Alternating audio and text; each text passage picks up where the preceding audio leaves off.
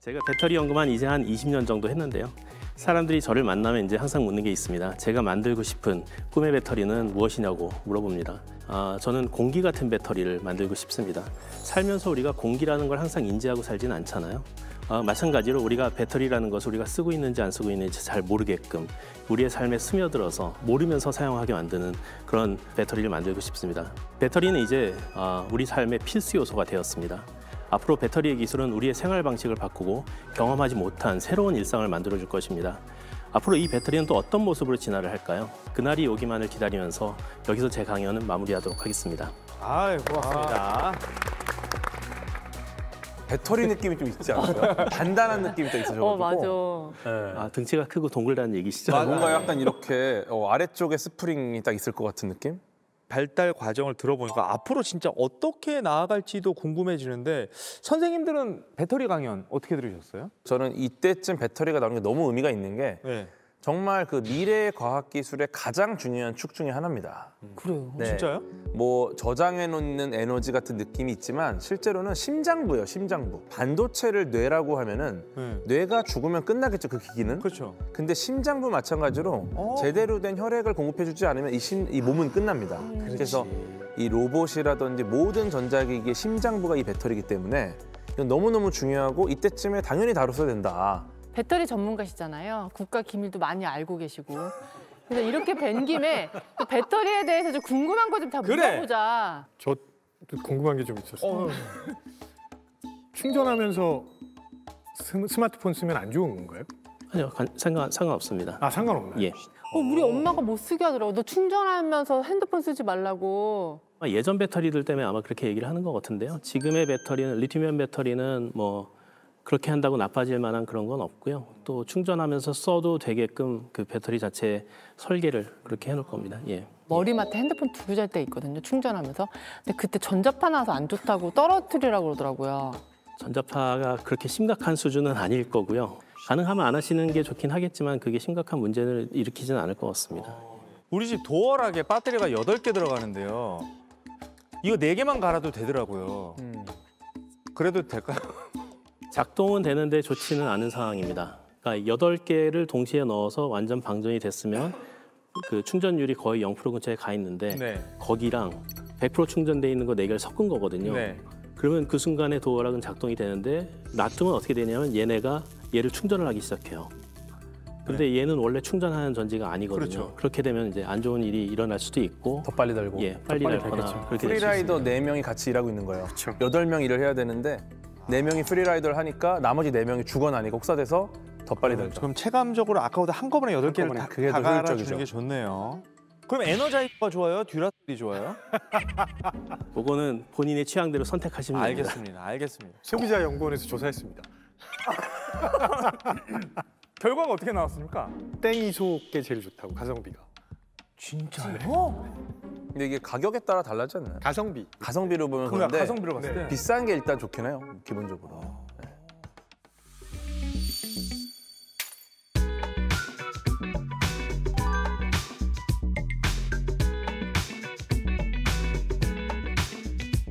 기존의 검은 석유의 영향력을 하얀 석유가 가져오게 되지 않겠느냐, 이러한 의미의 가설이라고 볼 수 있죠. 석유 하면 왠지 이렇게 플렉스한 느낌 있잖아요. 석유가 나오면 뭐 대박이야 이런 생각들 많이 하고 우연히 내가 살고 있는 지역 가까이서 나오면 나는 부자가 될 수 있어 뭐 이런 느낌이 있는데 리튬은 약간 그 느낌까지는 잘 안 나는 것 같아요. 약간 끝말잇기 하기 어려운 단어라는 이미지가 아직도 좀 그런 생각이 많이 들고 꼬리, 리튬 이거 이거 진짜 끝말잇기 할 때 리튬, 마그네슘 얘기하는 애들 진짜 상종하면 안 돼, 진짜. 맞아요. 그런 끝나죠. 개념 진짜 못된 애들. 석유가 굉장히 이제 중요한 자원이고 우리가 많이 쓰고 있는 건 사실인데 또 하나 생각해봐야 될 게 현재의 기후 변화가 일어나는 게 이제 석유를 사용하기 때문에 일어나는 일들이거든요. 그렇기 때문에 우리가 좀 깨끗한 어떤 에너지원을 쓰기 위한 노력을 많이 합니다. 그게 대표적으로 전기고요. 시간이 점점 더 지나면 이런 것들의 중요성이 좀 더 부각될 수 있는 그런 시대가 올 거라고 생각이 됩니다. 배 작가님이 플렉스라는 단어를 쓰셨는데 검은 석유는 일단 돈 냄새가 좀 물씬 나긴 합니다. 맞아요. 사실 20세기는 그야말로 석유의 시대였어요. 오일머니라는 말이 단순히 뭐 부를 가진 상징 뭐 이런 뜻이 아니라 어떤 그 정치 전체를 결정하는 힘, 국제적 영향력 뭐 이런 걸 상징하는 이제 단어이기도 하죠. 그래서 아마 이 오일머니 하면 빼놓을 수 없는 회사들이 있는데 들어보셨을지도 모르겠는데 세븐 시스터즈라는 게 있어요. 칠공주. 칠공주. 네, 칠공주. 세븐 시스터즈? 어감이 좀 이제 좀 웃기기도 하지만 이제 실체는 되게 무시무시한 건데요. 그 에너지 시장, 이 석유 얘기하는 거죠. 에너지 시장을 이제 군림했던 그 주로 미국의 7개 기업을 얘기합니다.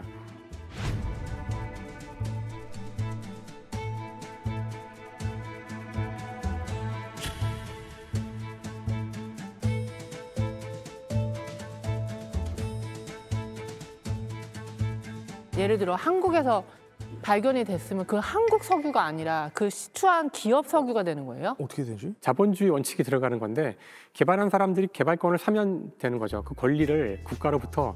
근데 국가가 그 호락호락 주지 않을 테니까 대개 초창기에는 별로 힘이 없었던 국가들로부터 뺏어오거나 나중에 그 권리를 국가가 가져가려고 그럴 때에는 전쟁을 일으키기도 하고요. 근데 기름이 내 땅에서 나오는 건데 중동 국가들이 그러면 그때 가만히 있었어요? 나중에는 가만히 있지 않았는데 처음에는 어쩔 수 없었던 것 같아요. 정근대 국가에서 아직 근대화되지 않은 나라는 그걸 이용하는 방법을 모르니까 그걸 뺏기게 되는 거죠.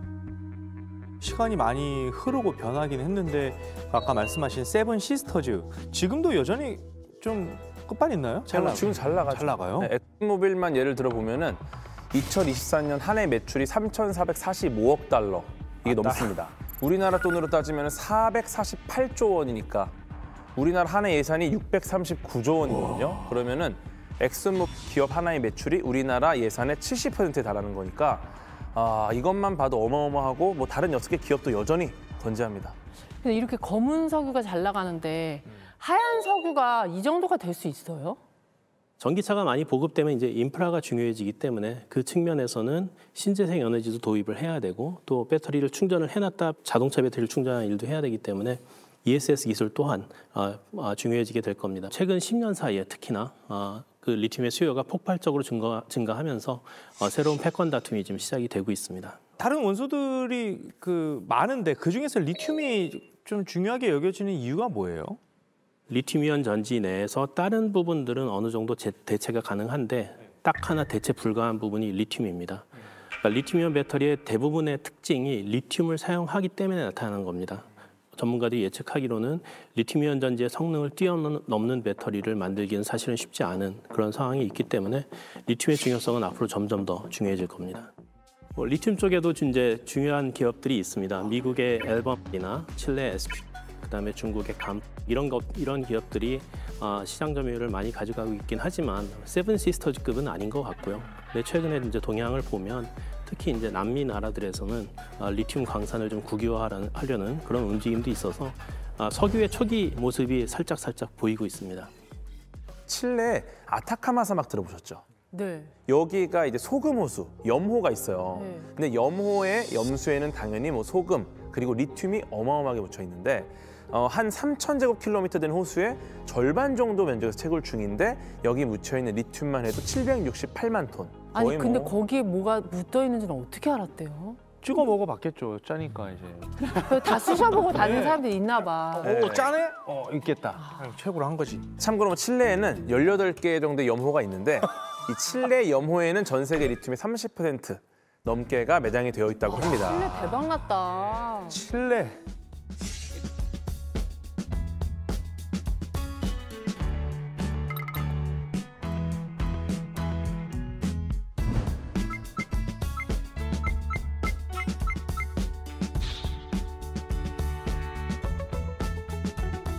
우리나라는 리튬 안 나오나? 놀랍게도 작년 7월에 대박. 우리나라에서도 리튬이 발견됐다고 합니다. 오 마이 갓. 어떡해? 경북 울진, 충북 단양에서 발견이 됐는데 그래. 안타깝게도 울진이 그 네. 금강송 보호구역이에요. 네. 이게 이제 보호대상 소나무인 금강송 군락지가 있어서 몇 그루 있대요? 네, 많이 있나 봐요. 그래서 또 이게 있다고 해서 무조건 채굴할 수 있는 게 아니라 경제성을 봐야 됩니다. 그렇지. 네, 이거를 들인 비용 대비 더 많은 걸 얻을 수 있을까? 네, 그래서 좀 지켜봐야 되겠죠. 가끔 이게 단군 할아버지 원망하는 분들이 계세요. 도대체 뭐 석유도 안 주고 리튬도 안 주고 뭐 하셨냐, 히토리도 없고. 저는 당군 할아버지 원망 안 해요. 그러니까 나는 고마워. 홍진경 씨가 원망했다는 게 그래도 우리 아니고. 터를 또 잡아주시고. 그렇죠. 사실 그 땅이 여기는 아니에요. 사실 북한보다 더 가만히 계세요. 저봐요, 저런 좋은 얘기 하잖아요. 지금 문자 맞을 티스를. 따뜻한 얘기 하고 죄송합니다. 있는데. 와, 진짜 지식에 박하를 다시 까신 분이. 근데 리튬 하는데 리튬이 도대체 뭐냐고 물어보면은 이 시점에서 진짜 너무 사실 심한 질문인가요? 아니죠. 아니요. 네, 딱 정확한 시기에 물어보신 것 같아요. 그 산소나 수소 이렇게 원자 이름을 들어보신 적은 있잖아요. 그러니까 리튬도 그렇게 원자의 한 종류예요. 근데 이제 이 녀석은 처음 발견될 때 그 암석에서 발견이 됐어요. 암석에서. 엽장석이라는 그 암석이 있는데 그 암석에서 발견이 돼서 그리스어로 이 돌이라는 말이 리토스거든요. 그래서 돌에서 발견됐기 때문에 리토스에서 리튬이라는 그 단어가 나왔다고 하더라고요. 이 리튬은 원자 번호가 3번이라는 게 굉장히 중요한데 그렇죠.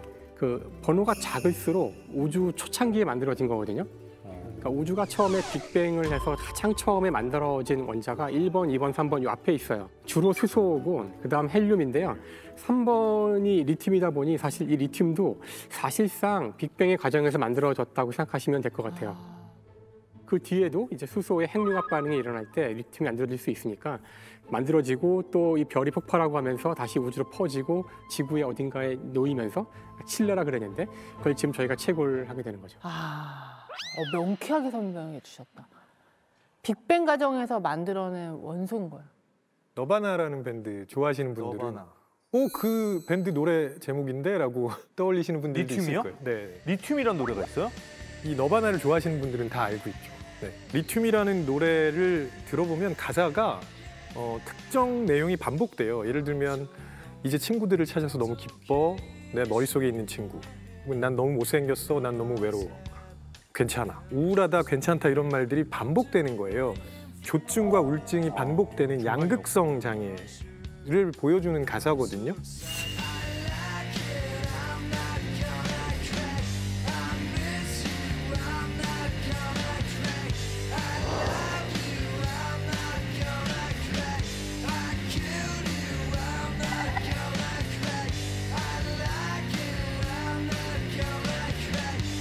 이 리튬이 양극성 장애의 치료제로 쓰이고 있습니다.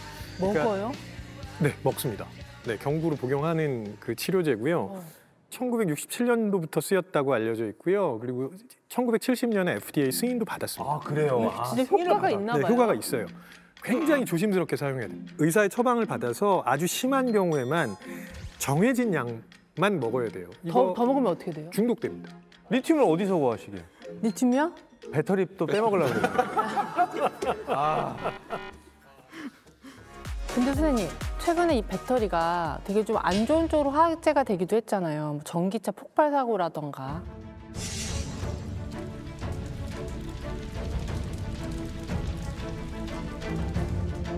실제로 이제 배터리 안에 그 불이 붙을 수 있는 그런 부분이 있습니다. 그게 바로 액체 전해질인데요. 리튬이온 전지는 액체 전해질을 사용하는데 그 액체 전해질이 가연성입니다. 그렇기 때문에 이제 어떤 외부적인 요인이나 뭐 내부적으로 과충전이 되거나 하면 뭔가 문제가 생기면서 마지막 순간에는 이 액체 전해질에서 불이 붙고 있는 겁니다. 궁극의 안전한 배터리를 만들기 위해서 그럼 배터리 내부에서 가연성인 부분을 완전히 없애자라는 노력을 하고 있습니다. 그게 바로 이제 전고체 전지인데 전고체 전지는 이 가연성의 액체를 완전히 빼내고 불이 붙지 않는 고체를 집어넣은 그런 배터리입니다.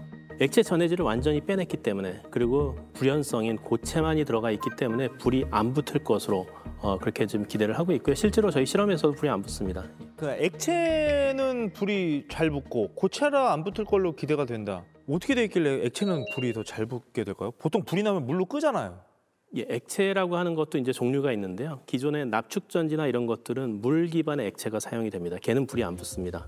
근데 리튬이온 전지에는 유기계 액체 전해질을 사용을 합니다. 이 유기계라는 게 쉽게 설명드리면 약간 기름 성격을 가진 그런 액체라고 보시면 돼요. 그러다 보니까 얘가 젖어 있는 부분이 이제 액체 전해질 불이 붙을 수 있는 거고요.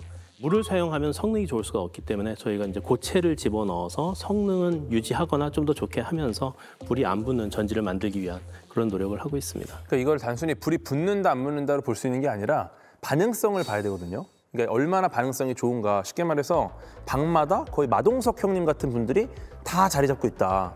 그럼 이들을 갈라놔야 되는데 지금 액체 전해질은 수영장 안에 놔둔 거라 수영해서 갈 수가 있습니다. 그 뭐 새어나가거나 빠지거나 반응이 일어나는데 지금 이 전고체 배터리, 고체로 전해질을 만들면 확실히 독방으로 좀 가줄 수 있지 않을까 이런 기대를 하고 있는 거죠.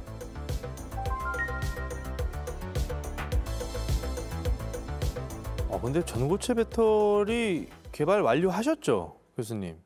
실험실에서는 구현되고 있습니다. 뭔가 자신감에 차가지고 설명을 해주신 것 같아요. 그 전고체 배터리 다음에 좀 약간 뭐 주류가 될 만한 기술이 있나요? 얼마나 작게, 얼마나 가볍게, 얼마나 안정적으로 뭐 이런 것들이잖아요. 근데 리튬 황 배터리라고 이게 리튬이온 배터리에 들어가는 니켈이나 코발트 같이 무거운 원소가 아니라 그보다 가벼운 원소로 대체해서 황으로 대체하면은 좀 더 가벼워질 수 있지 않을까. 그러면은 이게 에너지 밀도가 리튬이온 배터리보다도 10배나 높으니까 효율도 좋고 좀 가벼운 배터리가 되겠죠. 그리고 또 나트륨 이온 배터리라는 게 있는데 리튬 대신 나트륨을 이용하자. 이 나트륨은 바닷물에서도 구할 수 있으니까. 네, 그래서 가격이 100분의 1 정도로 저렴해지니까 효율성이 올라가죠. 그래서 뭐 자원 고갈 위험도 없고 그래서 차세대 배터리 주목을 받고 있는데 또 단점이 있겠죠. 에너지 밀도가 좀 많이 떨어집니다. 그래서, 리튬에 비해서? 네, 작은 양에서 많은 에너지를 모았다가 낼 수 있어야 되는데 그런 부분이 좀 고민이 많이 필요하고 결국은 해결할 게 되게 많아요. 근데 그럼에도 불구하고 과학자들이 굉장히 많이 갈아놓고 있다. 갑자기 든 생각인데 그냥 주기율표 딱 앞에 놓고 수, 해부터 하나씩 다 찍어보는 거예요. 다 그걸로 배터리 한 번씩 만들어 보면 언젠가 기가 막힌 뭐 플루오린 배터리 이런 거 나올 수도 있는 거 아닌가요? 사실 너무 좋은 아이디어고요. 실제로 과학자들이 그렇게 하고 있거든요. 하고 있어요?